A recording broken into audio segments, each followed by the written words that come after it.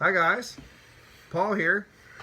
Joshua. Slasher Sunday, episode 26, where we were just talking about autoerotic asphyxiation and my ex-girlfriend's brother's suicide, which is just a fucking laugh out riot. Very funny. We're getting emails now. I'm glad you're dead. Okay, anyway, what we're talking about today is... We're laughing at it. It's not even funny.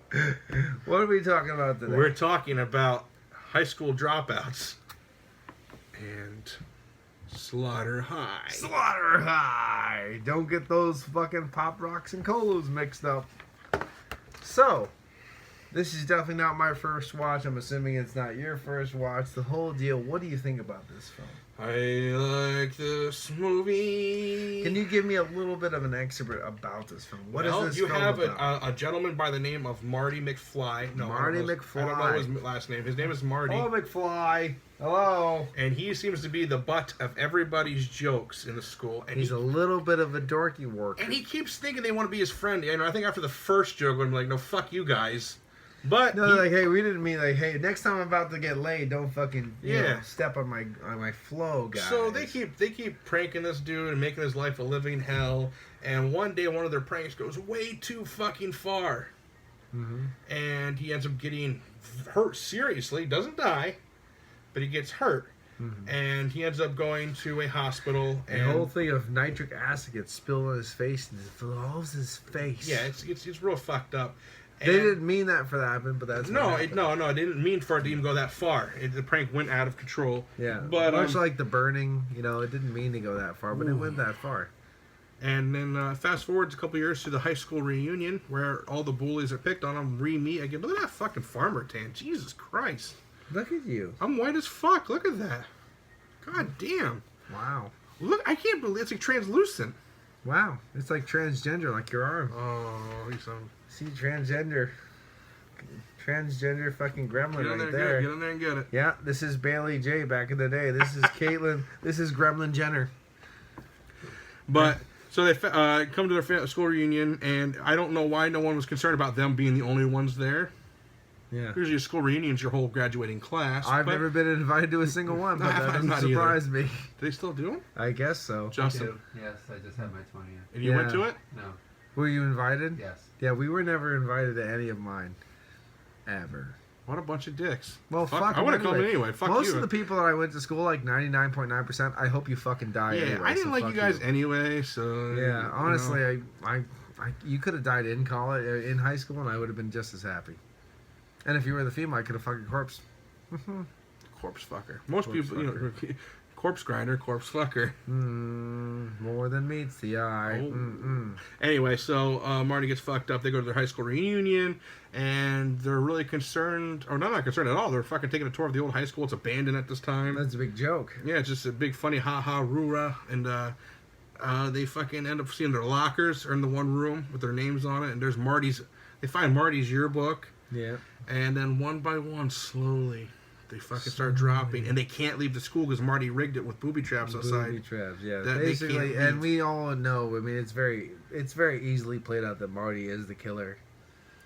He is the killer, definitely, but the question is if it's real or dream. We don't know. Well, and Carolyn Monroe is in this, and she is gorgeous, like always, and I'm glad I met her. She, of course, later in life, but I'm glad I met her. Well, she's still hot then. Yeah, she is still hot. I'd still lick her asshole. And where did you meet her? I met her down in Cherry Hill, New Jersey, at one of the horror fests, and I would lick her gilf incontinent asshole. I don't give a fuck.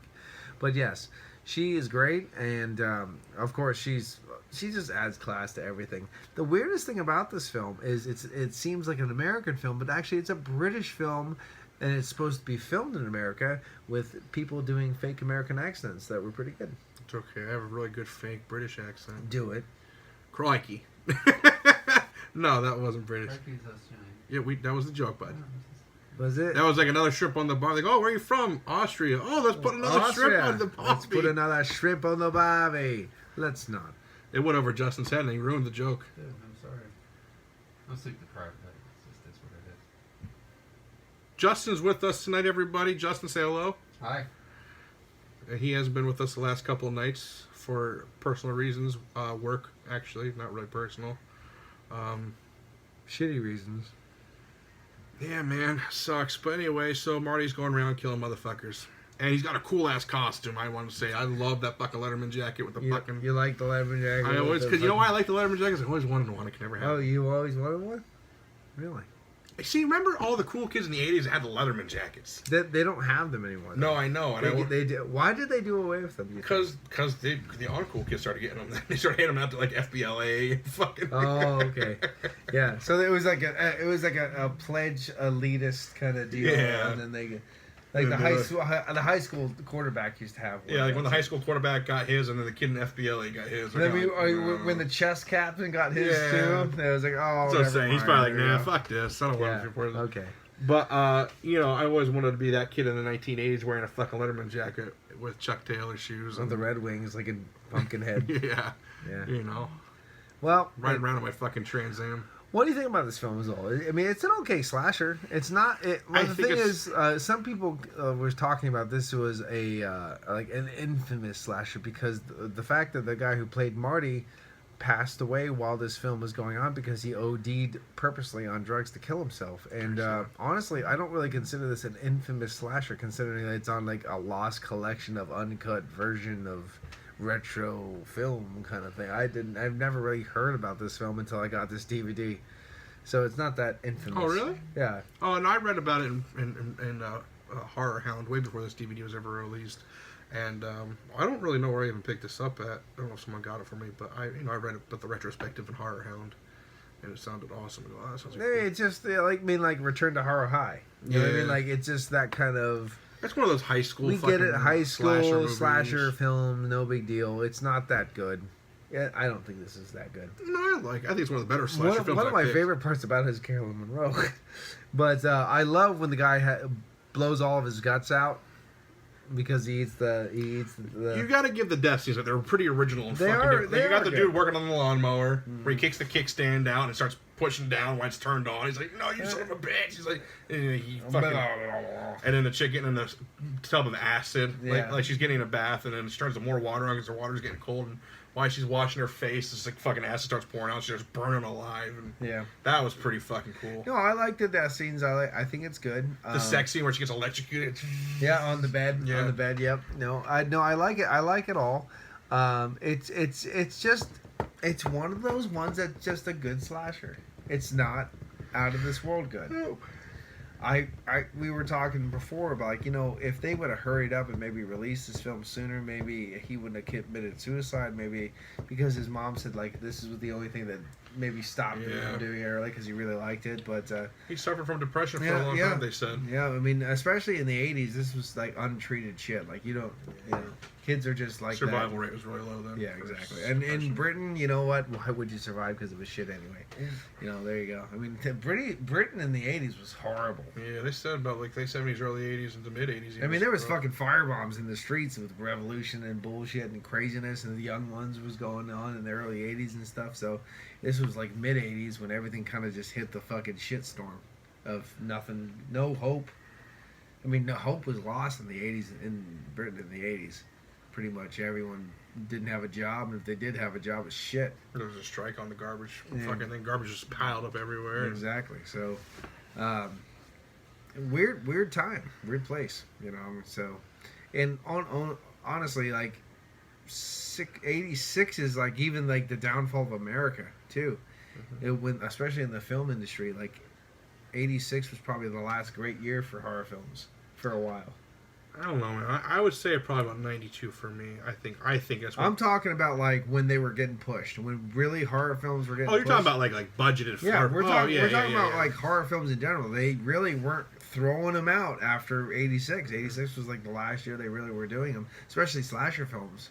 I mean, like after that, you were getting very far in between films, like 88 through the early 90s. That's when your fucking like giallos, I imagine, were coming into America probably around that time. Weren't they filling that void? Or? Well, all the giallos were done by the mid 80s, like early 80s. They were done.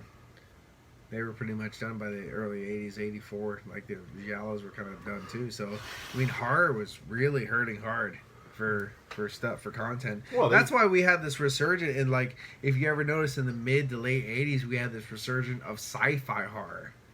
And the sci-fi films are getting remade. The Fly was getting remade and all this stuff like that. And they were pushing the killer clowns from outer space and like weird shit like that. That was like Moontrap. You know, Moontrap, 1989, for example. Like more horror was sci-fi shit was going on instead. Aliens, you know, stuff like that. So it's just an interesting thing. I think Slaughter High is a good film. I don't think it's amazing. I don't think it's noteworthy. But at the same time, it's definitely worth a watch. Get drunk, watch a fucking horror film. I mean, what do you think? I just think it's a good film. What is your notes on Slaughter High? It's the only thing I took notes on today. Oh, I took some dick pics too. I don't. So the body count was 12. 12.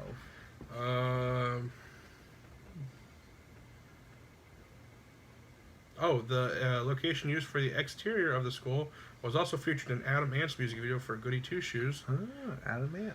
Yep. Let's see here. The director, let's see. Shooting was stopped one day by the American Secret Service. Fucking Americans getting involved in everything. Yeah, Jesus. Shooting was stopped one day by the American Secret Service. One of their pyrotechnics alarmed the Secret Service, who were nearby at a security detail for President Ronald Reagan, who was visiting England at the time. Before he went fucking dementia crazy. Yeah, right. Yeah. Well, I mean, Marty, the guy who played Marty, I'm sorry, I don't know his name off the top of my head. He seemed like a really nice guy. I mean, he worked at a school to help deprived kids. You know what I mean? Like, on his weekends. Like, he wasn't a bad guy. He was just, I don't know. They used the score from this movie on the Friday the 13th series. Really? This is the TV series. They Yep. used the score for this. You know, the one no one watched, but for Yeah. some reason it has 12 seasons. Woo, woo! You know. I figure that.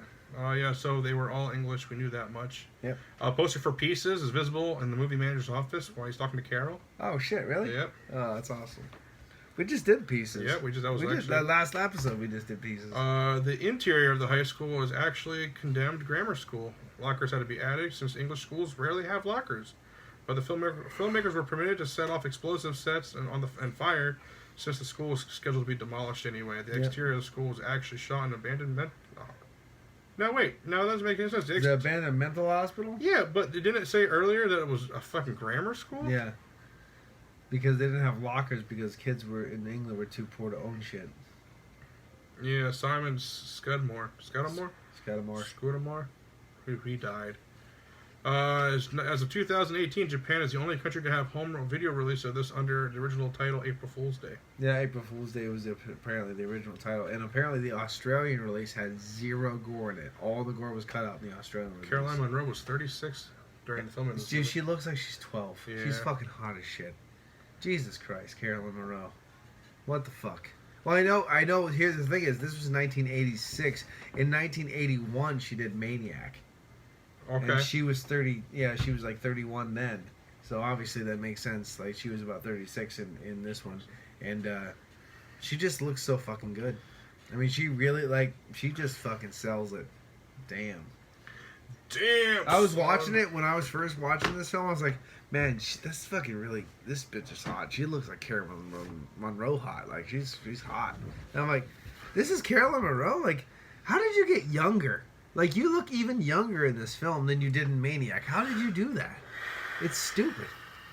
But yeah, she's just that good. She was just that good, you know. So yeah, what do you think about this film overall? I think I'm gonna give this like a 6.5. Yep, I'm going to say 6.5. It's a good film. It's just not one of those ones that stands the test of time. It's not. It's shelf filler, but good shelf filler. Yeah, it's good shelf filler, but it's not something that I wouldn't put this next like The Prowler or The Burning. Someone would watch on a rainy day if I was just laying on the yeah, couch. this is definitely just pop a good film in and just chillax and just don't worry about it. Watch a couple different films today. Let's throw fucking Slaughter High in. That's good. You know what I mean? Yeah. It's better than some and worse than others. Yes, I think it's probably one of the better movies I picked for my slasher Sundays. Yeah. You're not doing horrible. Maybe you are, but good. Don't tell my mom. Oh. Don't tell mom the babysitter's dead. That's a good film. We should talk about that. Dishes are done. Yeah. Well, now it's time for me to pick my next slasher Sunday. What are you picking, bud? I might do Night School. Oh, what about Midnight? Midnight's not really a slasher. What is it? Man? It's one of those backwoods fucking films, you know, with all like would you consider Texas Chainsaw Massacre like an actual slasher? Yeah. Really? Why would you not count it as a slasher? I don't consider it a slasher. What is a slasher to you? Bring it down. One killer. Okay. So, but what is a slasher for you? Because I've brought one killers up, and I guess Midnight wouldn't really be a fucking one killer kind of fucking movie. Yeah. What about video violence? That is just great. Would you count that as a slasher film, though? No, because obviously there's a bunch of different, like, half-ass this and that. You know what I mean? But video violence 1 and 2 would be a great episode. That We'll would, do both of them. yeah, we'll do it because sometime. I have both on DVD. So do I. Yeah, and it's the same box set, right? It's the Probably, same, yeah. Double set, double disc set. That's Yeah. good. No, but I might do Night School. Night School would be cool. I kind of want to go through my VHS collection of slashers and do all my VHS slashers before I get into my DVD slashers. You know, I have. See, my problem. This is where we like showing the This VHS. is where I run out. I'm starting to run out of fucking space because I have a lot of monster flicks, and fuck off, bro. You know, I have a lot of monster movies and sci-fi movies. I don't really have that many slasher films. I have a lot of mainstream slashers, but that's not what this show's about. No, I'm not gonna talk to you about fucking Friday the 13th and Nightmare on Elm Street because we've all been there. No, don't ever do that. You know, No. and so I'm slowly I building like my the collection. fact that Danielle Harris was in one good film when she was fucking 15 and Yeah. decides she wants to be a scream queen now. No, you're not. No, You're not. you're fucking garbage. Someone tag her in this too, so I want her to know. Danielle that Harris, we go fuck hate yourself. you. We hate your guts. You were great in fucking the 2 fucking Halloweens you fucking did, Yeah. and that's it. Fucking die. Well, she might now. Yeah. We have a bad habit of killing Yeah, well, that's true. We motherfuckers. talked about her. You know who's gonna die? Finger crossed. Is Carol Monroe still alive? Because she's gonna die now. or Bruce Campbell. Bruce Campbell and Carolyn Monroe's gonna be dead after we talked about this. I will never do another one of these ever again if Bruce Campbell dies. I swear to God. If Carolyn Monroe or Bruce Campbell dies, I Done. think we're done. It's our last episode. They're like, well, guys, this has been fun. We will not mention we're anyone's gonna name name. drop 17 people, and we're gonna end this. Chris Armstrong. Chris Oh! Armstrong. Yeah. Oh. Oh, sorry, Justin Miller. Jeff- Oh my God, he's gonna watch this too. May old acquaintance be forgot. and never brought to life. You have a transgender gremlin on your shoulder side. I like how you made that rhyme like the last minute. I didn't think you were gonna pull it off. You did that. You really fucking pulled it off. I'm not even mad. Fuck it. We're going fishing still? I don't know. We'll have to see how bright it is outside. It's dark as fuck. It's 9 o'clock. Oh, well, this has been Paul. Josh. Maniacs Meat, episode 26. Oh my god! Alright, sir. I think we're gonna do our milestone at 50.